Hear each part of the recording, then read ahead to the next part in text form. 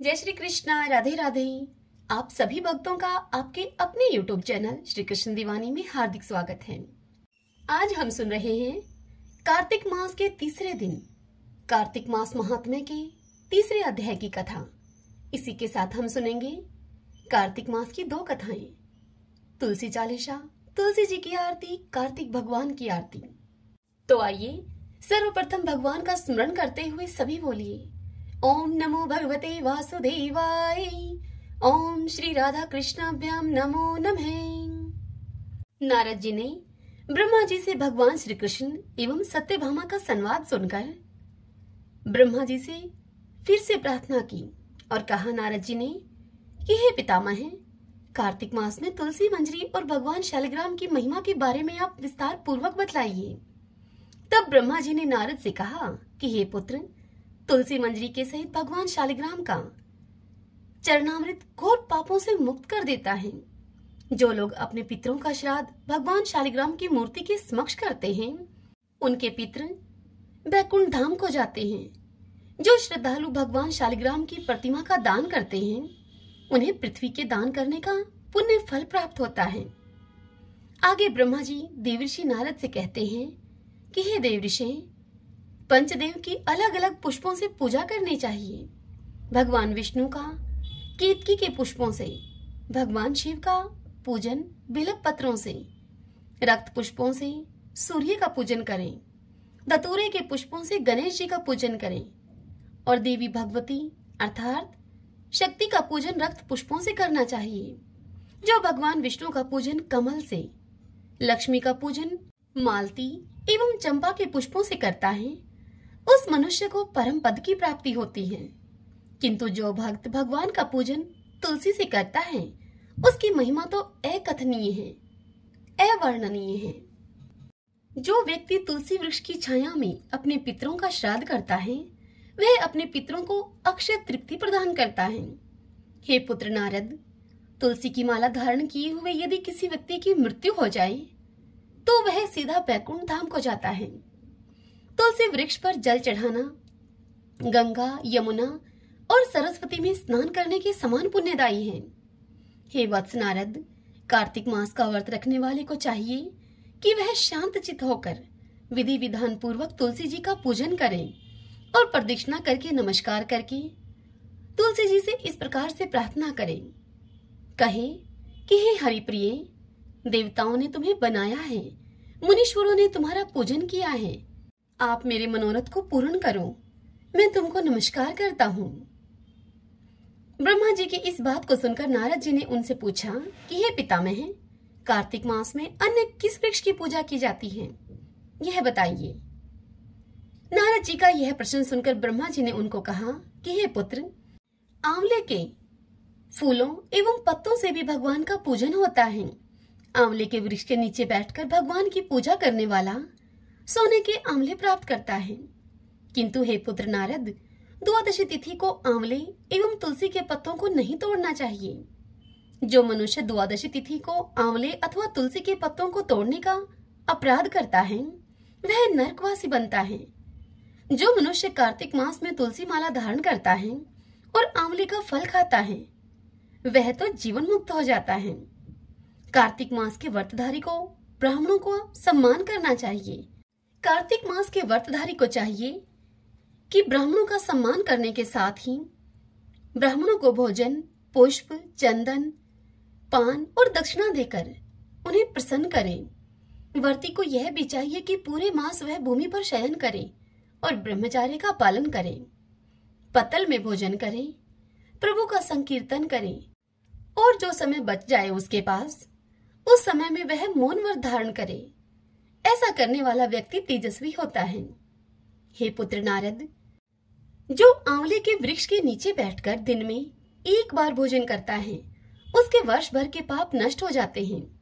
वर्ती मनुष्य किसी प्रकार का तामसी अथवा बासी भोजन न करे। भूल से भी देवता, वेद, गौ अथवा ब्राह्मण की निंदा न करे। मिट्टी में उत्पन्न नमक, मसूर, तांबे के पात्र में डाला हुआ दूध, केवल अपने लिए पकाया हुआ अन्न, यह सब तामसी माने गए हैं। पृथ्वी का फूल यानी कि गोभी, मूली, गाजर, बैंगन, पेठा, जंगली घिया, लहसुन, प्याज और दोबारा पकाया गया भोजन भी ग्रहण न करें। रजस्वला स्त्री मलेच्छ, पतित और पाखंडी से वार्तालाप न करें। भोजन में संयम बरतें और इस नियम से भोजन करें। प्रतिपदा तिथि को पेठा, दूज को बैंगन, तृतीया तिथि को गोभी, चतुर्थी को मूली, पंचमी को बेलफल, षष्ठी को कलिंदा, सप्तमी को आंवला, अष्टमी को नारियल, नौमी को जंगली घिया, दशमी को परमल, एकादशी को बेर और द्वादशी को मसूर, त्रयोदशी को पान, चतुर्दशी अमावस्या अथवा पूर्णमासी को फली वाले साग का सेवन न करें। हे पुत्र नारद, कार्तिक मास भक्ति भावना को बढ़ाने वाला मास है, इसीलिए श्रद्धालु मन की पावनता के लिए भोजन पर विशेष ध्यान दे। श्रीमन नारायण नारायण हरि हरि, भजमन नारायण नारायण हरि हरि। अब हम कार्तिक मास की कथाएं सुनते हैं। तुलसी जी की कथा। सभी बोलिए तुलसी माता की जय। कार्तिक महीने में सभी औरतें तुलसी माता को सींचने के लिए जाती थीं। सभी औरतें तो तुलसी माता को सींचकर वापस आ जाती, परंतु एक बुढ़िया माई वहां आती और तुलसी माता से कहती कि हे तुलसी माता, सदकी दाता, मैं तेरा बिरवा सींचूं, तू मुझे बहू दे, पीली रंग की धोती दे, मीठा मीठा ग्रास दे, बैकुंठ में वास दे, चटक की चाल दे, अच्छी मौत दे, चंदन का काठ दे, अच्छा राज दे, दाल भात का खाने को दे और 11 के दिन मौत दे, कृष्ण का कांधा दे। तब तुलसी माता यह सुनकर अब सूखने लगी। तब भगवान ने तुलसी माता से पूछा कि हे तुलसी, तुम क्यों सूख रही हो? तब तुलसी माता ने श्री कृष्ण से कहा कि मेरे मन की आप मत पूछो। तब भगवान ने कहा कि अगर मैं ये बात नहीं पूछूंगा तो तुमसे कौन पूछेगा? तब तुलसी माता ने उनसे कहा कि एक बुढ़िया माई रोज आती है और रोज मुझसे वह एक ही बात कहकर जाती है, मैं उसे और तो सब दे दूंगी, लेकिन श्री कृष्ण का कांधा मैं उसे कहां से दूंगी?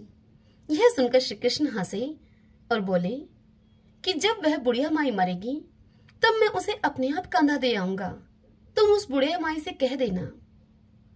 फिर कुछ दिन के बाद वह बुढ़िया माई मर गई। तब सारे गांव वाले इकट्ठे होकर बुढ़िया माई को लेकर जाने लगे। तब वह बुढ़िया माई इतनी भारी हो गई कि वह किसी से भी ना उठे।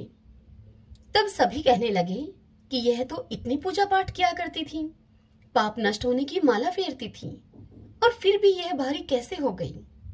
तभी बूढ़े ब्राह्मण का वेश धारण करके भगवान वहां पर आए और उन सब से पूछने लगे कि यह कैसी भीड़ है भाई? तब वहां खड़े हुए आदमी उनसे बोले कि एक बुढ़िया माई थी, वह मर गई है, बड़ी पापनी थी, इसीलिए वह किसी से अब उठती भी नहीं। तब भगवान ने उन लोगों से कहा कि मुझे इसके कान में कुछ बात कहने दो तो यह हल्की हो जाएगी। तभी लोग उनसे बोले कि भाई, हमने तो कोशिश करके देख ली, तुम भी प्रयास कर लो। तब भगवान ने बुढ़िया माई के कान में जाकर कुछ ऐसा कहा। श्री कृष्ण भगवान ने कहा कि बुढ़िया माई, अपने मन की निकाल ले, पीतांबर की धोती ले, मीठा मीठा ग्रास ले, बैकुंठ का वास ले, चटक की चाल ले, चंदन का काठ ले, झालर की झनकार ले, दाल भात जीम ले और श्री कृष्ण का कंधा ले। यह बात सुनकर बुढ़िया माई अब हल्की हो गई। उसे भगवान श्री कृष्ण अपने कंधे पर ले गए और अंत में बुढ़िया माई को मुक्ति मिल गई। हे तुलसी माता, जैसे आपने उस बुढ़िया माई की मुक्ति करी, वैसे ही हमारी भी करना, और जैसे भगवान श्री कृष्ण ने बुढ़िया माई को कांधा दिया, वैसे ही हमें भी देना। इस कथा को कहते सुनते हुंकारा भरते सभी पर अपनी कृपा करना। सभी बोलिए तुलसी माता की जय। किसी गांव में एक सेठ सेठानी रहते थे। घर में धन धान्य की उनके किसी प्रकार की कोई कमी नहीं थी। वे दोनों पति पत्नी पीपल देव की नित्यनेम से पूजा किया करते थे। वे दोनों पीपल सींचने के लिए 5 कोस दूर जाया करते थे। समय अब बीतता चला गया, लेकिन उनका यह नियम नहीं बदला। वह दोनों अब वृद्ध हो गए थे। उम्र बढ़ने के कारण अब वह पीपल सींचकर जब घर पर आते तो बहुत ही थक जाते, और फिर घर आने के बाद उनसे कुछ काम भी नहीं हो पाता था। एक दिन सेठानी अपने पति से कहती है कि पीपल सींचकर आने के बाद इतनी थकान हो जाती है कि मैं घर का काम भी भली भांति नहीं कर पाती हूँ, जिससे कि घर का काम करने में मुझे देरी हो जाती है। अगर हमारे कोई संतान होती तो वह घर का काम कर लेती। सेठ जी तो पहले से ही मन संतान न होने के कारण बड़े दुखी रहते थे, किंतु सेठानी से इस विषय में वह कुछ कह नहीं पाते थे। लेकिन उनको बात यह खाई जाती थी कि हमारे जाने के बाद इस कारोबार का कौन मालिक होगा, इस कारोबार को कौन संभालेगा। अब आज सेठानी की बात को सुनकर वह भी अत्यधिक दुखी हो गए। सेठ जी की चिंता और अधिक बढ़ गई।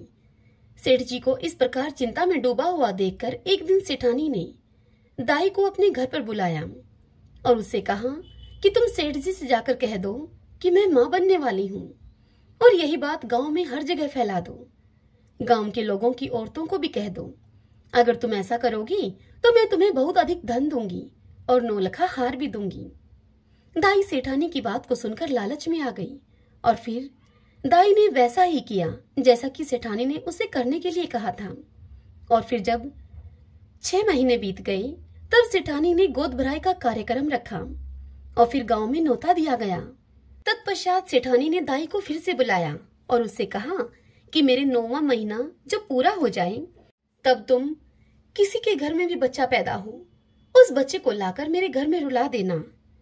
तुम्हारे ऐसा करने से मैं तुम्हें बहुत अधिक धन दूंगी। दाई ने सेठानी के कहे अनुसार वैसा ही किया। जब सेठानी के 9 महीने पूरे हो गए तब दाई ने एक नवजात शिशु को सेठानी के घर में लाकर रुला दिया और फिर दाई ने यह ढिंडोरा पिटवा दिया कि सेठानी ने एक पुत्र को जन्म दिया है। तत्पश्चात 100 महीना पूरा होने पर सेठानी ने जलवा पूजन का कार्यक्रम रखा। उस कार्यक्रम में उसने पूरे गांव को बुलाया।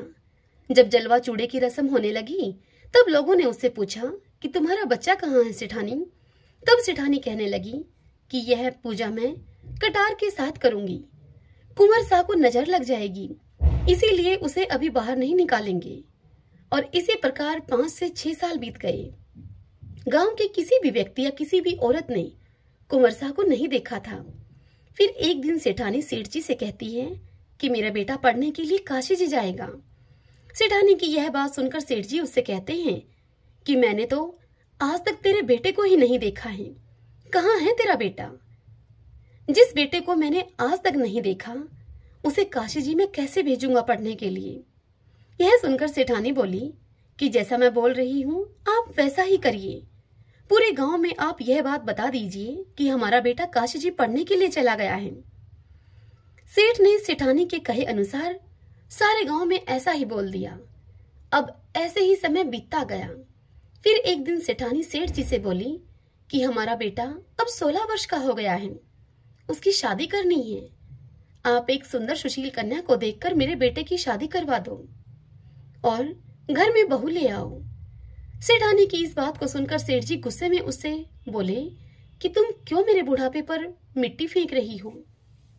जिस बेटे को आज तक मैंने नहीं देखा उसके लिए मैं बहू कहां से लेकर आऊं? तब सेठानी सेठ से दोबारा बोली कि आप लड़की ढूंढो तो सही, मेरा बेटा आ जाएगा। सेठ जी के पास धन की तो कोई कमी थी नहीं। सेठानी के जोर देने पर सेठ जी ने मन में कुछ सोच विचार किया और फिर एक पोटली ली और उस पोटली में थोड़ा सा आटा डाला।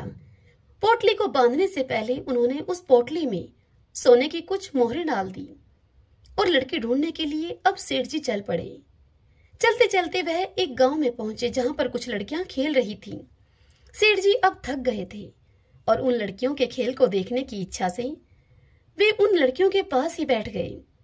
जब वे सभी लड़कियां खेल खत्म करके अपने अपने घर को जाने लगी तब सभी लड़कियां अपने द्वारा बनाए गए मिट्टी के घरों को तोड़ रही थीं, परंतु उनमें से एक लड़की ने अपना बनाया हुआ घर नहीं तोड़ा। तब बाकी लड़कियां उसे कहने लगी कि तुमने अपना घर क्यों नहीं तोड़ा? तब वह लड़की बोली कि मैं अपना बनाया हुआ घर कभी नहीं तोड़ूंगी। फिर वह सभी लड़की अपने अपने घर चली गईं। सेठ जी वहां से उठे और उसी लड़की के पीछे पीछे चल दिए। सेठ जी को वह लड़की सियानी लगी जिसने अपना घर नहीं तोड़ा था। सेठ जी को वह लड़की बड़ी ही बुद्धिमान लगी। अब चलते चलते सेठ जी उसी लड़की के घर के आंगन में पहुंच गए और वहीं आंगन में ही वहां बैठ गए सेठ जी और उस लड़की से कहने लगे कि बेटी, मैं 2 दिन से भूखा हूं, क्या तुम मुझे खाना खिला दोगी? तब लड़की ने सेठ जी से कहा कि ठीक है। फिर लड़की घर के अंदर जाकर अपनी माँ से बोली। तब उसकी माँ उससे बोली कि बेटी, मैंने तो खाना खा लिया है, अब तो घर में खाने के लिए कुछ भी नहीं है, आटा भी नहीं है। लड़की ने यही सब जाकर बाहर उस बुजुर्ग व्यक्ति अर्थात उस सेठ जी से कह दिया। तब सेठ जी उस लड़की से बोले कि बेटी, आटा मेरे पास है, तुम यह आटा ले जाओ और मुझे खाना बना दो। सेठ जी ने वह पोटली उस लड़की को थमा दी। लड़की ने वह पोटली लाकर अपनी माँ को दे दी। माँ ने जब पोटली को खोलकर देखा तो उसमें सोने की 4 मोहरें भी हैं। तो उसने वह सभी मोहरें लड़की के हाथ में देकर उससे कहा कि बेटा, यह सोने की मोहरें उन्हें वापस देकर आओ। जब लड़की बुजुर्ग व्यक्ति के पास सोने की मोहरें देने के लिए जाती है तो वह कहते हैं कि बेटी, यह मोहरें तुम ही रख लो, हमारे घर में पैसे की कोई कमी नहीं है। फिर उन मोहरों को लड़की अपने पास रख लेती है। इतनी देर में ही उस लड़की के पिता भी वहां पर आ जाते हैं। तत्पश्चात सेठ जी और लड़की के पिता में आपस में बातचीत होने लगती है। अब कुछ समय के बाद भोजन की थाल भी लगा दी जाती है और सेठ जी भोजन करने के लिए वहां बैठ जाते हैं और खाना खाते हैं। सभी बैठे हुए लड़की के पिता सोचते हैं कि यह बुजुर्ग व्यक्ति बड़ा ही धनवान है।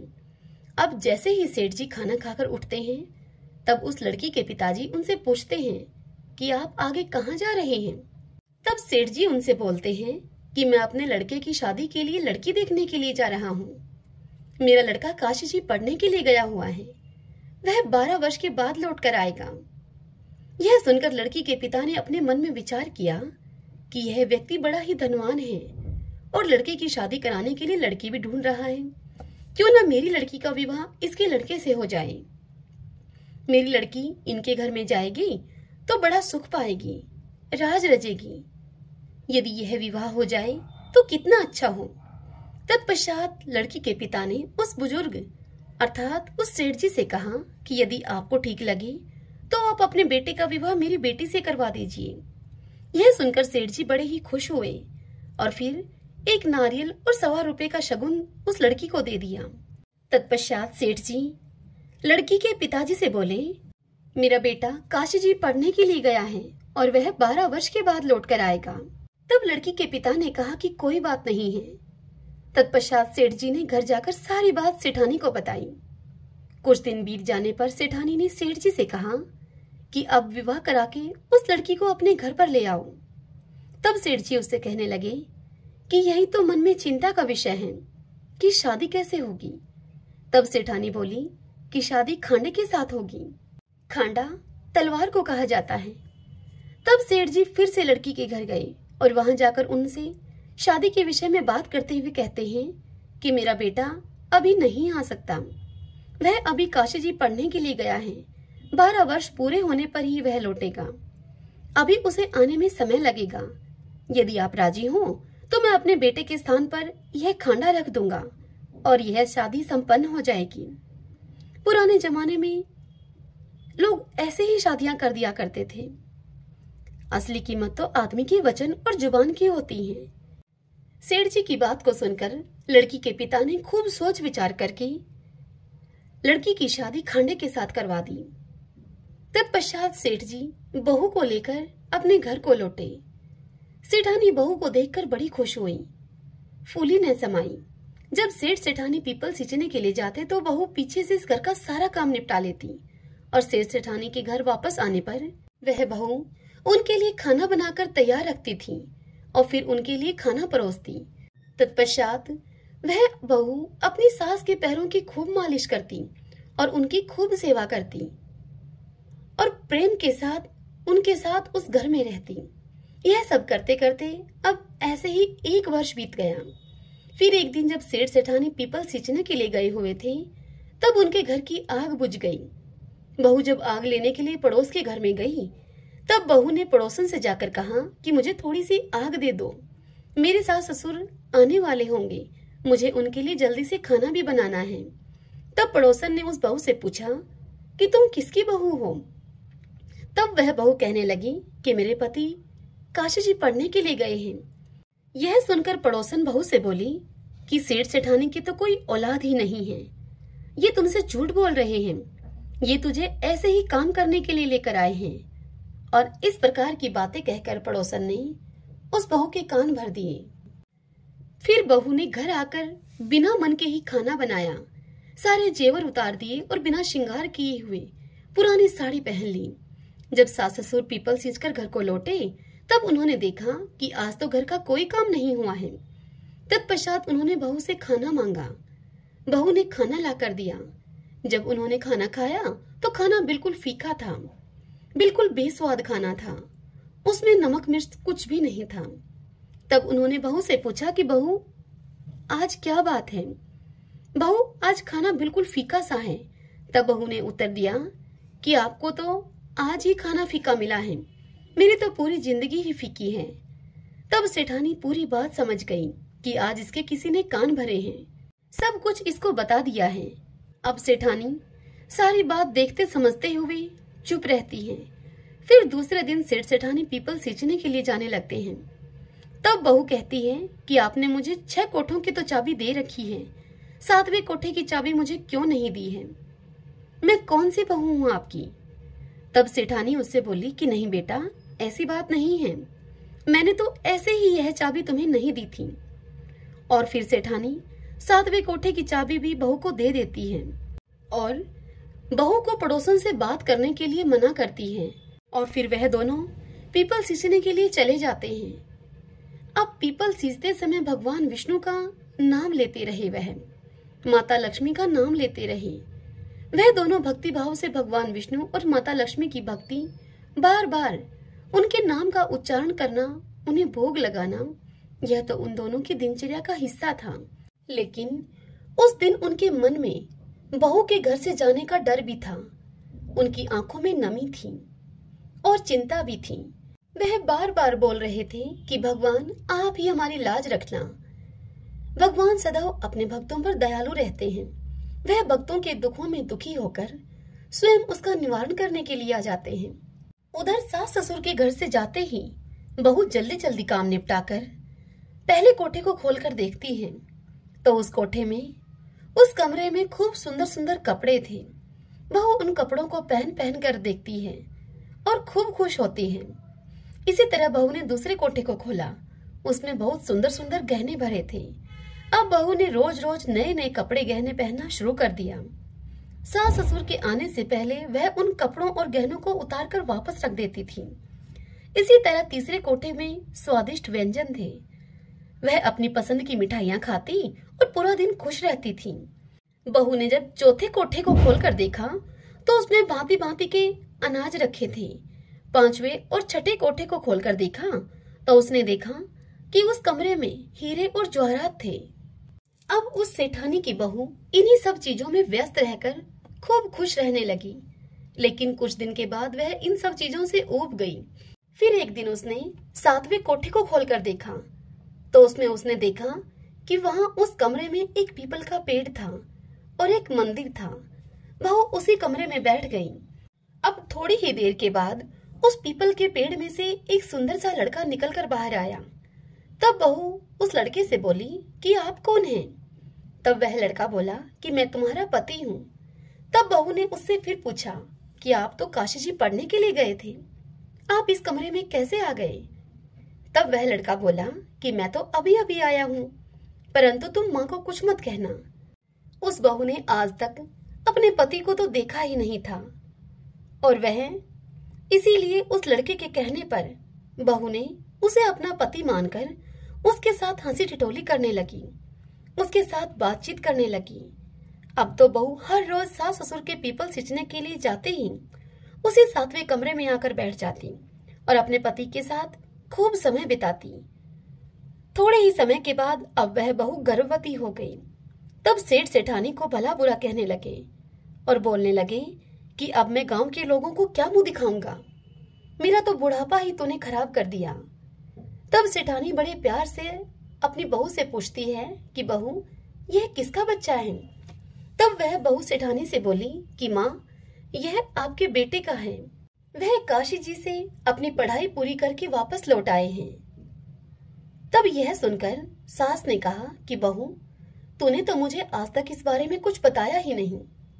तब वह बहू बोली कि माँ जी, आपके बेटे ने ही मुझे इस बारे में आपसे कुछ भी कहने के लिए मना किया था और मुझसे कहा था कि तुम माँ को कुछ मत बताना। तब सेठानी ने अपनी बहू से कहा कि कल जब तुम उससे मिलोगी तब उससे तुम कहना कि आपको मुझे सातवें की चूड़ी पहनाने के लिए बाहर आना पड़ेगा। फिर बहू ने अगले दिन उस लड़की को यह सारी बात बता दी। तब लड़के ने कहा कि मैं जरूर आऊंगा। अब सास और बहू दोनों निश्चिंत हो गईं। सातवें की चूड़ी पहनाने का कार्यक्रम रखा गया और पूरे गांव को बुलावा भेजा गया। उस कार्यक्रम में जब सारा गांव वहां पर उपस्थित था, बहू को वहां पर बिठाया गया। फिर क्या था, थोड़ी ही देर में वहां पर चर्चा होने लगी कि कहाँ है इनका बेटा, आज तक हमने तो कभी देखा नहीं है। तभी वहां पर 17-18 साल का एक नौजवान लड़का आया और बहू के पास आकर वह बैठ गया।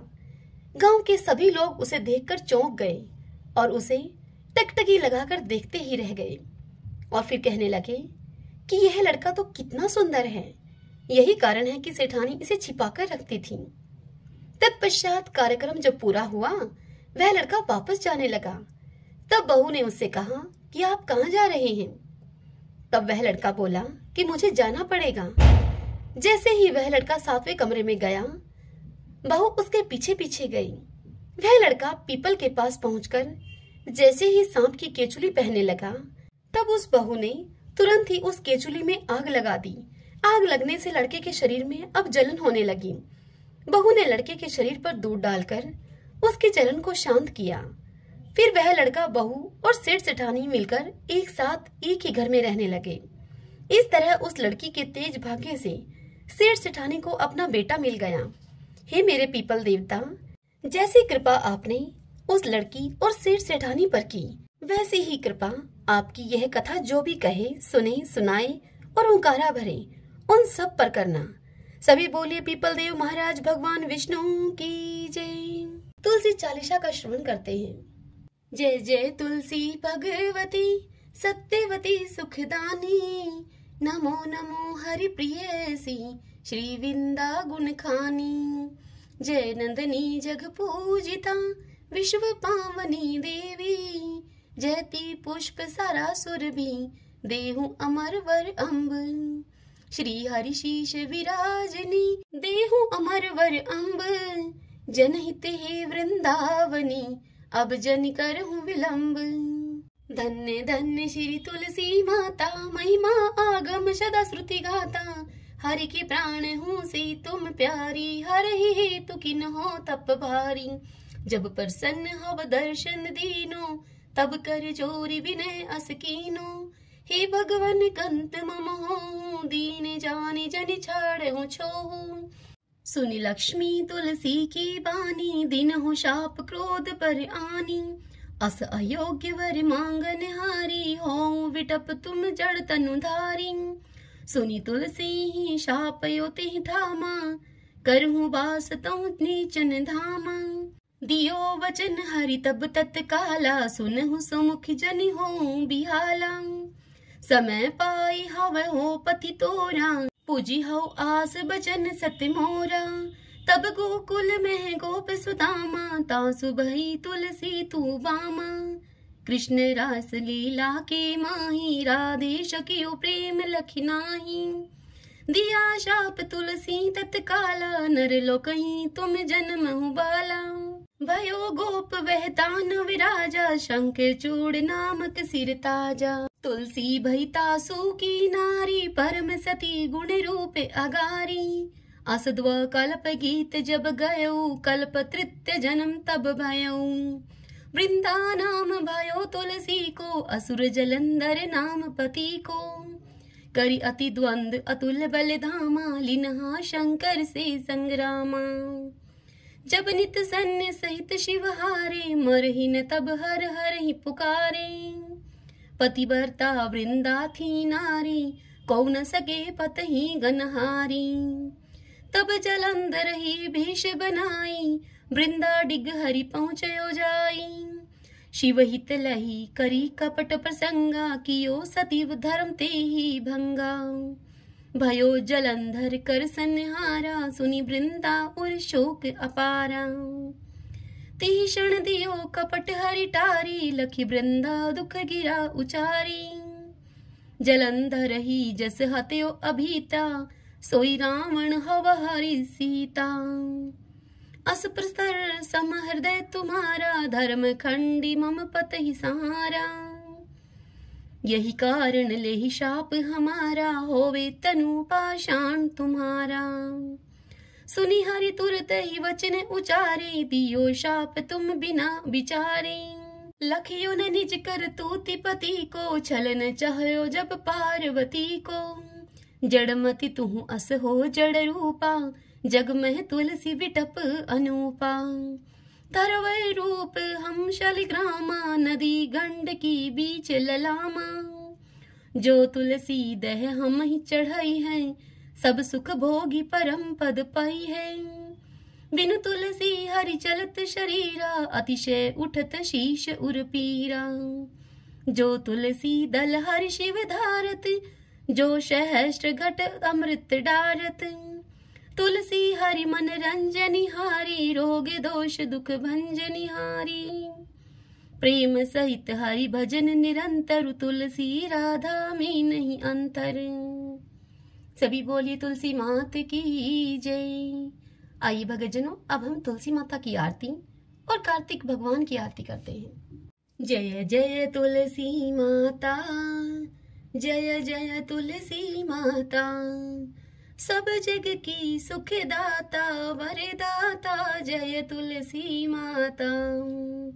सब योगों के ऊपर, सब रोगों के ऊपर, रुज से रक्षा करके भवत्राता, जय जय तुलसी माता। बटुपुत्री हे श्यामा, सुरबली हे ग्राम्या। विष्णु प्रिय जो तुमको सेवे, सो नर तर जाता, जय जय तुलसी माता। हरि के शीश विराजत, त्रिभुवन से हो वंदित।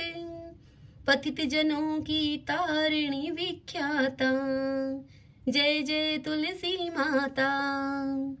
लेकर जन्म विजन में आई, दिव्य भवन में। मानव लोक तुम्ही से सुख संपत्ति पाता, जय जय तुलसी माता। हरि को तुम अति प्यारी, श्याम वरण कुमारी। प्रेम अजब है उनको, तुमसे कैसा नाता, जय जय तुलसी माता। तुलसी मात की जय। आरती उतारूं मारा कार्तिक भगवान की, आरती उतारूं मारा कार्तिक भगवान की। ठाकुर जी की सेवा में मैं राम नाम बोलती, ठाकुर जी की सेवा में मैं राम नाम बोलती। गाय की सेवा में मारे गोबर पानी बाड़ा में, गाय की सेवा में मारे गोबर पानी बाड़ा में।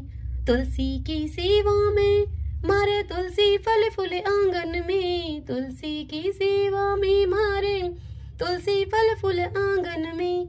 आरती उतारूं मारा कार्तिक भगवान की, आरती उतारूं मारा कार्तिक भगवान की।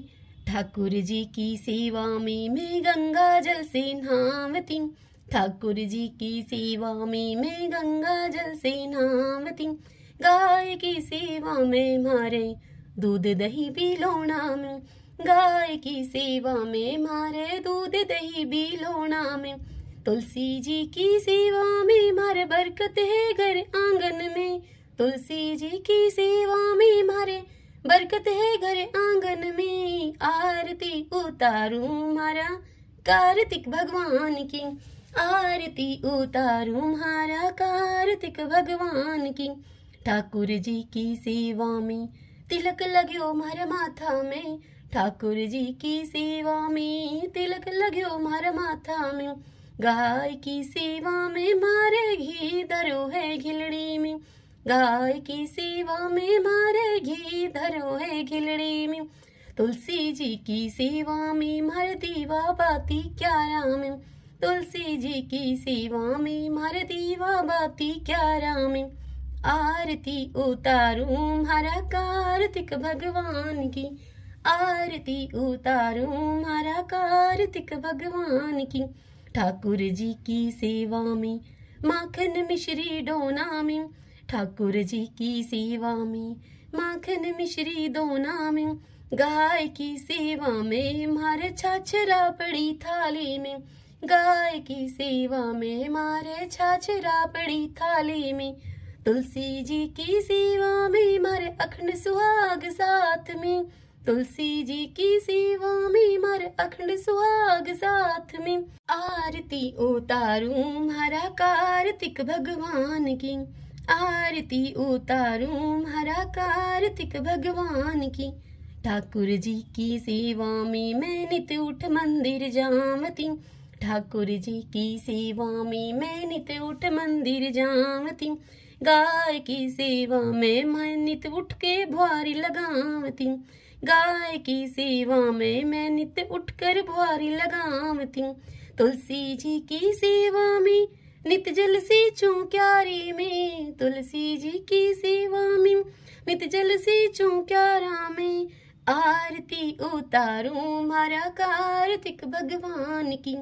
आरती उतारूं मारा कार्तिक भगवान की। ठाकुर जी की सेवा में सखियों का संग है मंदिर में। ठाकुर जी की सेवा में सखियों का संग है मंदिर में। गाय की सेवा में मारे साथ ग्वाला आंगन में। गाय की सेवा में मारे साथ ग्वाला आंगन में। तुलसी जी की सेवा में मारे घर वाला मारे साथ में। तुलसी जी की सेवा में मारे घर आला मारे साथ में। आरती उतारूं मारा कार्तिक भगवान की। आरती उतारूं मारा कार्तिक भगवान की। ठाकुर जी की सेवा में मैं तुलसी माला फेरती। ठाकुर जी की सेवा में मैं तुलसी माला फेरती। गाय की सेवा में मारे गले गलसरी सोना की। गाय की सेवा में मारे गले गलसरी सोना की। तुलसी जी की सेवा में मारे सिर पर चुंदड़ी लाल है। तुलसी जी की सेवा में मारे सिर पर चुंदड़ी लाल है। आरती उतारूं मारा कार्तिक भगवान की। आरती उतारूं मारा कार्तिक भगवान की। ठाकुर जी की सेवा में बैकुंठा में मैं जावती। ठाकुर जी की सेवा में मैं बैकुंठा में जावती। गाय की सेवा में मैं पापों से मुक्ति पावती। गाय की सेवा में मैं पापों से मुक्ति पावती। तुलसी जी की सेवा में सातों जन्म सुख पावती। तुलसी जी की सेवा से मैं सातों जन्म सुख पावती। आरती उतारूं मारा कार्तिक भगवान की। आरती उतारूं मारा कार्तिक भगवान की। सभी बोलिए कार्तिक भगवान की जय। ओम नमो भगवते वासुदेवाय। ओम श्री कृष्णाय नमो नमः।